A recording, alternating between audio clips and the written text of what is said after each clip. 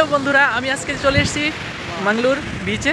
তো ফাইনালি আমি প্রথম আমি সমুদ্র দেখলাম আর ভাবলাম তোমাদের সাথেও ভিডিওটা শেয়ার করি, তোমরাও দেখো। আর যারা যারা যাওনি একবার হলেও প্লিজ যেও, খুবই আনন্দ লাগবে। আর পুরো ভিডিওটা দেখতে থাকো। আমি এখন সমুদ্রে চলে যাবো। জল এখানে চলে এসেছিল, কত সুন্দর তাই না? আর অনেক লোক ওদিকে স্নান করছে, ওদিকে আছে। তো ফাইনালি আমি এখন নামবো। তো আমি সমুদ্রদেবকে প্রণাম করে আমি সমুদ্রে নেমে পড়লাম স্নান করার জন্য। আর আমাদের কর্তব্য কি জানো, সমুদ্রে হোক বা নদী, গঙ্গা নদী বা নদ নদী যেখানে আমরা স্নান করি, স্নান করার আগে কিন্তু একটা প্রণাম করে তারপরে আমাদেরকে স্নান করা উচিত।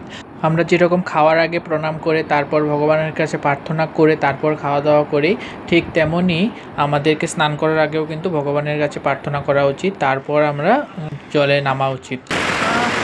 খুব ভালো লাগছে। আর আমি প্রথম সমুদ্র দেখে পুরো পাগল হয়ে গেছিলাম আর খুব আনন্দ পেয়েছি। আর আমি একদম খুব লাফালাফি করেছি জলে। আর আমি তো জানতাম না যে জলে লাফালাফি করলে হাত পা কেটে যায়, মুখের ছাল বাকলা উঠে যায়। তারপর যখন রুমে যাব তখন হাতে দেখি 2-3 জায়গাতে কেটে গেছে। আর মুখের চা কফি খেলে যেরকম মুখ পুড়ে যায় সেরকম মুখ পুড়ে গেছে। আর কি করবো তারপর